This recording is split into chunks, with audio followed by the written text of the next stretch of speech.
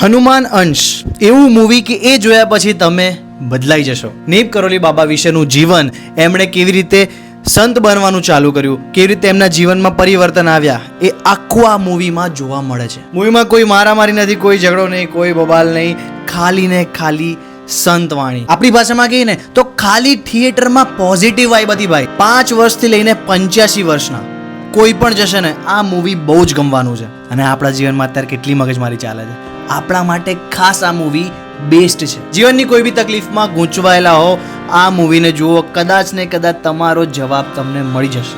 એનું background music એવું છે કે તમારા રૂવાટા ઊભા થઈ જશે. માંડ ટિકિટ મળી, આખું થિયેટર ફૂલ જઈ રહ્યું છે અને આશા છે કે હજુ આના શો વધવા જોઈએ. એવું થાય કે આટલું બ્યુટીફુલ પિક્ચર કેવી રીતે હોઈ શકે. હું પોતે આનું રિવ્યુ આપીને તમને જણાવવા માંગુ છું કે પ્લીઝ આ જોવા જાઓ, તમને બહુ જ ગમશે, બહુ જ મજા આવશે. તમે કોઈ પણ એજના હો, આ મૂવી બેસ્ટ છે. જોઈ આવો તમારા નજીકના થિયેટરમાં હનુમાન અંશ. જય શ્રી રામ.